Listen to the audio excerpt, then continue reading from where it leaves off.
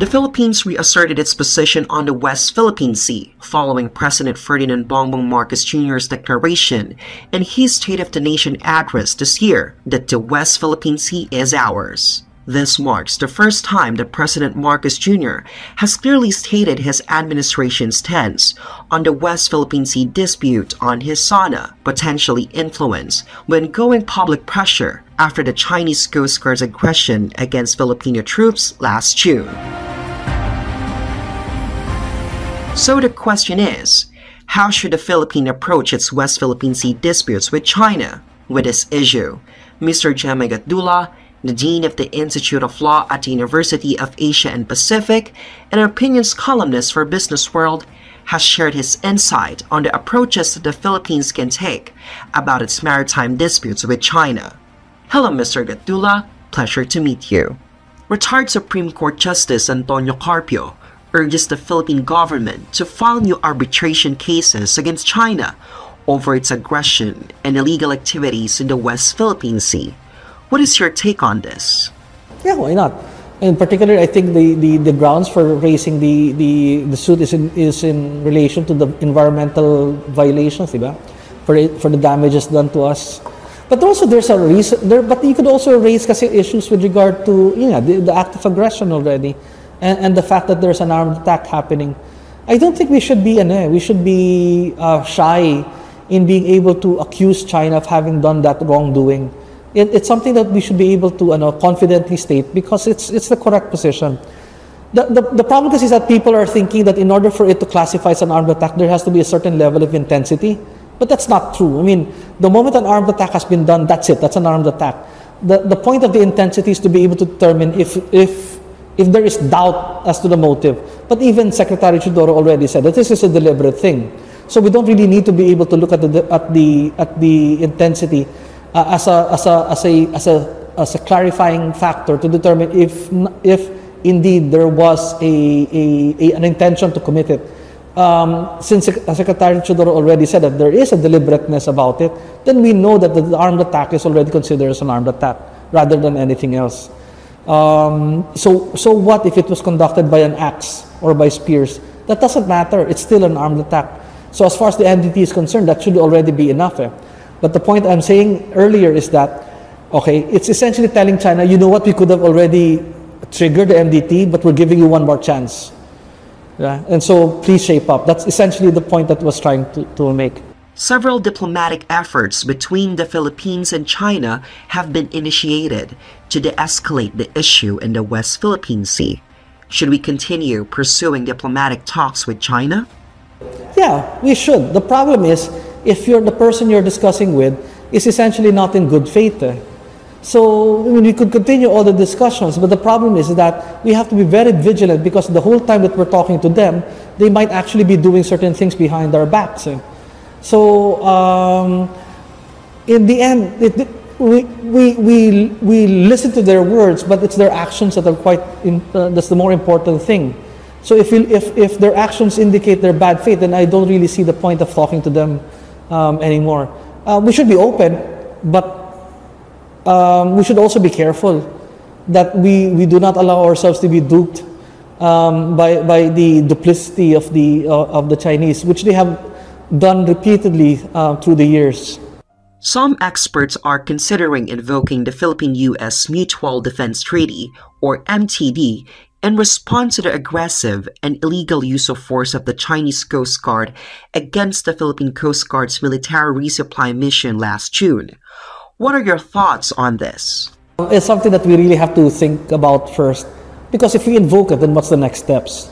Now, I would like to trust that the Marcos administration, particularly the National Security Council and also the Maritime Council, will be able to, they may not necessarily telegraph what those steps are, but I'd like to think that they would have a laid out, defined steps in what they would do the moment that we do trigger the MDT. We can't take the attitude naman of triggering Article 4 and then treating it as just the roll of the dice, or kumbaga sa bilyar parang sige, trigger MDT 4 and just see parang karambola and then see what happens next, diba? We can't do it that way. But what I did suggest is that we take the position that yes, China committed an aggression, yes, China committed an armed attack upon us, and since they did, we tell them that we know that they committed an armed attack, and therefore, every step that we take is on the basis of that knowledge that we have the high ground, that we are in the right, and that that China's already placed a notice that what you did is, we know that what you did is already wrong. Kumbaga sa baseball, you're already in strike 1 or strike 2, but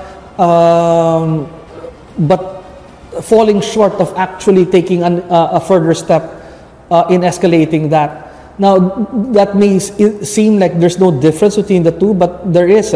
It's essentially taking the high ground and telling China, na you're already placed a notice. Now, you have a choice now whether you back off or you don't. Now, if you don't back off, then obviously you're the one that pushed us into triggering Article 4 of the NDT. The other thing that I was recommending before is that we should essentially approach already the United Nations. Now, China is part of the Security Council, so that's a problem. But there's no reason why we shouldn't go to the General Assembly. Now, General Assembly, because of the Uniting for Peace resolution, which is 3314, if I have the correct number, essentially allows us to be able to raise security issues. And hopefully we will have enough support from the General Assembly, hopefully with the support of our allies, to be able to rustle up that support of the General Assembly in order to be able to compel China to behave properly and in conformity with the rule of law. That is something that we haven't done yet, and I think it's a good remedy to take, in addition to the countless times that we have issued diplomatic protest. But I think the route that we can take vis-a-vis the General Assembly, also the possibility of a second suit at the UNCLOS, under the UNCLOS provisions, could be also something that we could explore. There's definitely a lot of options right now before us, but pinaka-bottom line, what is really important is we truly believe that we're in the right, and that China already committed the wrong, and that it is within our rights to tell China and demand that they shape up.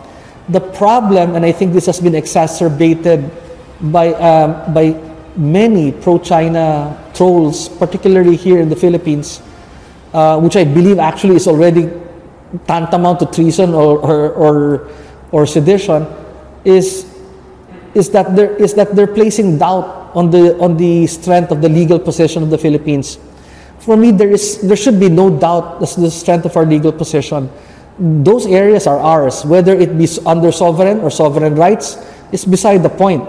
The point is, the thing is that the areas, Ayungin Shoal, Bajo de Masinloc, and on all of that, we have the right to be there, and China is not. And the fact that they've already committed an armed attack and they committed already an aggression is also an additional strengthening of our position, and I think we should take advantage of that. So that's it. There you go.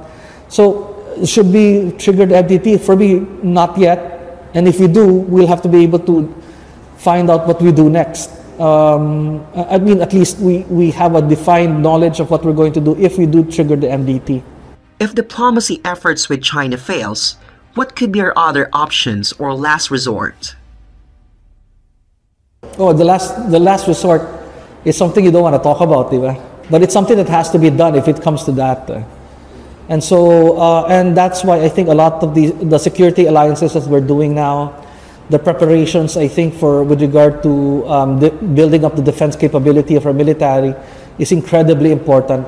And that is why the discussions earlier with regard to the development of our youth in relation to for example, the divorce discussions that we had earlier is quite incredibly important, because in the end, you know what, it's not very pleasant to think about, but our future really depends right now on a bunch of 21, 23-year-olds. Right now, the thing is that we have 146 something boats that or ships that are floating around sa Ayungin that are placed there by the Chinese. So our future is essentially in the hands of a bunch of 23, 25-year-olds. If one of them makes a mistake, or one of ours makes a mistake, na young person, inadvertently fires a trigger na shouldn't have, then essentially we're at war. But hopefully it doesn't happen, and hopefully cooler heads prevail. An alleged organized propaganda effort by certain Filipino vloggers and content creators, which implicitly supports China's claim in the West Philippine Sea, has circulated on social media. How should Filipino netizens respond to this issue? Angrily, they should be very angry at the fact that we have people who are trying to either sow doubts or mislead our people and even affect the morale of our citizens, and including the military. And that is why I have been asking that perhaps investigations and prosecutions should be made already. Number one, you have the Commonwealth Act number 696, if I remember correctly, that would allow the prosecutions for essentially for acts of espionage, and also for activities that tend to lower the morale and demoralize our people, particularly the military. The release of information that would be to the detriment of our national security is also covered by that Commonwealth Act. There is a law that we have, BP 79, that requires the registration of foreign agents, particularly those that are spreading propaganda in favor of another country. And that should be, again, enforced. And finally, I think there's a need to be able to enact a law that will essentially apply treason even to peacetime purposes. Because right now our laws on treason are essentially for wartime. But if you can find a way to be able to have apply a law on treason and apply it during peacetime, that would be incredibly helpful also for us to be able to protect our national security. The thing is this, China has actually just cracked down on any person that actually speaks in relation to, for example, the independence of Taiwan. So you're talking here of a country that essentially has no respect for freedom of speech or even freedom of religion. And then we are allowing ourselves that has complete respect for human dignity, human rights, freedom of speech, and yet we're allowing it to be perverted to be able to subvert naman our own national security. And I don't think that's correct. Is it still within our constitutional beliefs and prerogatives, considering the fact that we believe in human rights, freedom of speech, and so on, that we be able to prosecute, investigate, and hold people to account that are acting against our national security? The answer is yes. In fact, the constitutional provisions on freedom of speech historically already has certain built-in exceptions. It may not be there, but historically they have built-in exceptions. Like, you can speak whatever you want, but you just can't blaspheme. You can't slander anyone. You can't commit a lie. You can't commit perjury. We know that these are built in. Even if they're not written in the Consti, they're there. The other built-in exception is treason.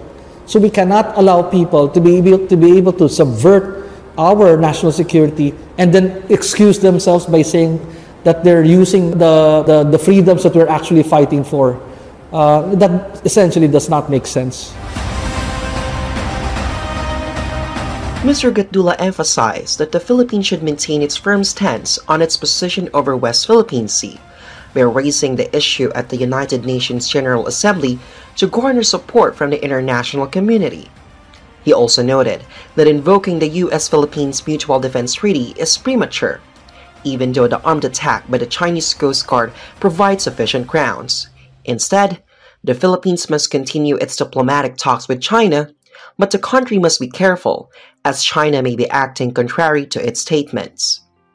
This has been another episode of B-Side. Again, this is Edge Eva. Subscribe now and enjoy the industry insights on Philippine business and beyond.